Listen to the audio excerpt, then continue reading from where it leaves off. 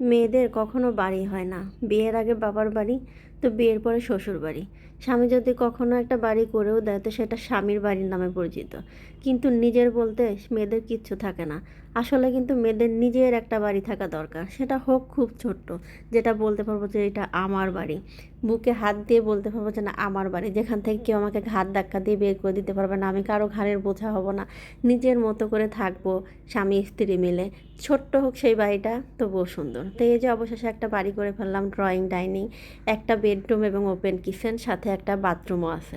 তো বেডরুমটা বেশ বড়সড়ই ছিল এবং আমি থোড়া হালকা পাতলা ফার্নিচার দিয়ে বেডরুমটা সাজাইছি। পরবর্তীতে আরও একটু দামি ফার্নিচার দিয়ে সাজাবো। তো এই যে যতটুকু আছে আমাদের দুজনের জন্য এনাফ। এবং যার যার জায়গায় সেই থাকবে, ছেলেমেয়েরা ছেলেমেয়েদের মতো থাকবে। আমাদের এর থেকে বড় ফ্ল্যাটের আর কী বা প্রয়োজন, বা বড় বাড়িরই কী বা প্রয়োজন। যাই হোক, এটা মজা করছিলাম। এটা বাণিজ্য মেলার একটা অসাধারণ বাড়ি, যেটা হচ্ছে 13 লক্ষ টাকা দাম। সম্পূর্ণ রেডি। আপনার বাড়িতে গিয়ে এটা এখান থেকে খুলে নিয়ে বা এটা দিতে হবে, এটা কিন্তু না। এরকম মডেলের আপনার বাড়িতে গিয়ে আপনার জায়গার উপর তৈরি করে দিয়ে আসবে। আপনি চাইলে বেডরুম 2টা বাড়ায় নিতে পারবেন। সে অনুসারে বাড়ির ডিজাইনটাও হয়তো বা চেঞ্জ হয়ে যাবে।